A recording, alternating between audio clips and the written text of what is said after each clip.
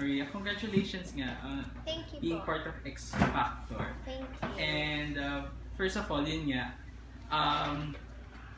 paano mo na, was it really a plan na talagang to go on X Factor and not any other competition or international competitions anywhere? I've always wanted to join the X Factor po. Since I was a little girl, as long as I can remember po, I told my mommy po na sana po ako din.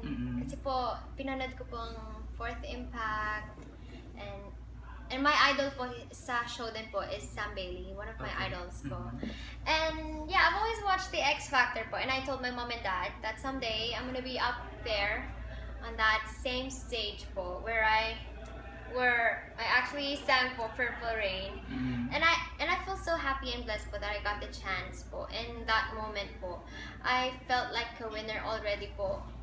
The first time I ever stepped on that stage po.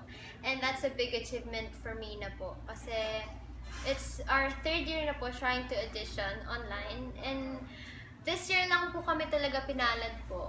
So I really took and grabbed the opportunity po to go to the UK. Hindi na po namin parang wala na pong patumpik-tumpik. Opo. And why Purple Rain? Okay. Purple Rain wasn't actually my song choice. It was on the least po sa choice ko po. It was at the pinaka-last, and I was supposed to sing Domino po by Jessie J, my own rendition of Domino, and Power of Love from my The Voice Kids edition po. But before I performed po, Simon Cowell approached me on stage. They already cut that scene po sa TV, but he approached me po on stage. I was ready to sing na po, and I was just waiting for the music to start. But then he came to me po, and he told me to sing Purple Rain instead. So I was actually pretty nervous po because that was my first time singing that song, like ever. My mom doesn't even like that song po. Kasi po, she keeps telling me po na, uy, wag mo kakantahin yan ha, di mo alam yun, di ba? Sabi niya. Literally, minutes before you perform, Oh, approach ka na. nasa stage na po ako. Okay. Opo. Pwede pala yun. So, Opo. Nakakatakot po. Kala ko nga po, parang magbe-mess up po ako. Kasi international TV po yun, nakakahiya. Kasi yun yung first time mo pinerform siya lahat. Opo, that was my first time ever po. Do you have an idea kung bakit kaya of all the contestants, diba, ikaw yung napili niyang i-approach and that give that suggestion? Meron ba kayong interaction prior to that or not really? Nothing po, but I think I took it as his challenge to me po because I'm a Filipina, and yearly po sa X Factor po there are Filipinos joining po the X Factor, and I think po dahil po I'm a young girl po, I think I'm the youngest po who ever joined po the X Factor. I think po parang challenge niya po ako. So ako naman po, challenge accepted. Specific song agad din, no? Opo, kasi po on that same stage po, same day, and same moment po, talagang nandun na po sa stage. Pinalitan po niya yung song ko. Like every round po, china-challenge po niya ko, like the 6-chair challenge. He kicked me out of my seat and then brought me back on stage po ulit. And then pinag-sing off niya po ako with another girl named Georgia. And then after that po was the judges' houses na di po ako nakapunta sa US with all the other 5 girls po because of visa issues po. So, ayun po. Puro challenges po sa akin for me. Kaya, yun po. Dahil po sa competition po na ito, parang it taught me po to do my best all the time and practice. Kasi po unpredictable po si Simon. Opo. So far, meron ka bang list of songs na talagang hinahanda mo for every performance? Or minsan nagugulat ka na lang na, oh, you should sing this, you should sing that. Ito na po yung secret na nakakatawa po. Kasi po, they told me po to give them 10 songs po for them to choose what I'm going to sing for the judges' houses. Okay. So after I sent them 10 songs, they said okay po. And then after a few minutes, they told me to send 8 more po, 8 more songs to them. So yeah, half of those list po that I sent them, I didn't know. Like, narinig ko lang po nung sinearch ko po sa YouTube, maganda to, sige, sulat ko. Ganyan po ako mag-research. So, kasi po, gagawan ko na lang po ng sarili kong version or something like that. So, I had like 5 sleepless nights po, practicing all those songs. So, 2 days before my performance, they, during like rehearsals, they asked me if I received their email about Simon's suggestions for me to sing. Okay. And then, what? I never received an email po about that. And then, those 2 songs, wala po yun sa list. So, 2 days po before my performance. So, I was like, first time ko po ito narinig. Sabi ko. But in English po. And, ayun po, it was challenging for me as well. Because I haven't heard those songs po. Dun lang po sa mismong araw po na yun. So, I took it as a challenge po for me. And I think X Factor really taught me po to maybe practice a lot of songs, not just 18 songs.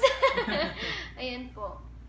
Also, yung pumunta ka sa London for the auditions, you brought your whole family, is that Yes, correct? opo. So, how was the tour? Aside from X Factor, what did you go sightseeing then? Did you also meet, if you have relatives or friends there? Yes, we went there po, me and my family. My whole family po, my mom, dad, and my brother. Pumunta po kami doon last 9th of June. And we made friends po sa Filipino community din po. And marami din po kaming nakilalang British po na people, friends. Mm-hmm. And my auntie po has been living there for like 18 years na po ngayon. My dad's sister. So, ayun po, may kasama po kami doon. And almost every night po, lahat po ng mga friends po namin doon, may dinner, puro Filipino foods po. May adobo, sinigang, opo. And kamayan po kami doon. Favorite ko po yung pritong talong na isasaw-saw po sa bagoong. Opo. Ayan, speaking lang, balik lang tayo dun sa judges houses. It's okay to, if ever na ayaw mo sagutin to, Okay but it's okay to be honest as well. Like, were there any regrets na nagkamali kayo ng pag-apply ng visa? Because I think that's what the problem is, right? Nagkamali kayo ng apply. So could you take me dun sa roller coaster ng emotions na naramdaman mo during that? Well, yeah, to be honest po, they made me apply po for the visitor's visa po na yun. Yeah, before po the interview po sa embassy, nakipag-meeting pa po kami sa kanila, and they taught me po what to say, what not to say about visa po, para daw po maiwasan po yung mga issues po, kanyan, or baka ma-deny po. But when I got there po sa embassy, they told me po na I applied for the wrong visa. Yes, they told me that I was supposed to apply for performer's visa, not visitor's visa. Even if I told them that I'm not getting paid po, or it's not a work po, it's a competition. Still po, Kailangan kailangan po performer's visa. And X Factor po, didn't reapply na po because it was days before na po nung flight po namin. And parang gahol na po sa oras. So, the night before our flight, I was nervous po kasi wala pa pong visa. So yun po, they called us po na I'm not going to LA anymore. So I was crying po, but then nalaman ko po na I'm still part of the competition, and I still feel lucky po. Kasi, ito lang yung first time that they actually did that, diba? Yung video recording, yung audition. So how did you feel after hearing that? Well, at first po, it was heartbreaking for me not going to LA because and what's funny pa po is that my song is called California Dreaming. Wherein I'm California Dreaming na literal. So, ayun po. So, it was heartbreaking for me at first. Pero, kalaunan po parang na-realize ko po na unlucky pala. Kasi I'm still here, part of the competition, and all the judges, big people po, watching me. But it was a bit weird because I didn't know what the judges are going to react about my performance and me po. So, it was nerve-wracking po without all the other girls din po. Alright.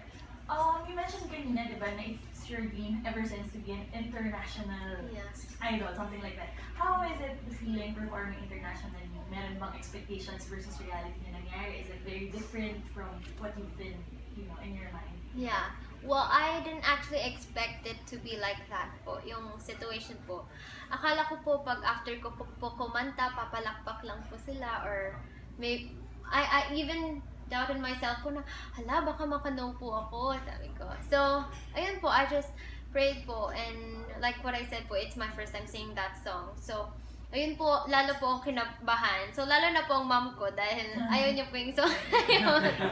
So, ayun po, after po nung song na yon, and then I saw all the people, all the British people po, up on their feet, clapping and cheering for me. And the judges po, lalo na po si Simon, who gave me infinity yeses po.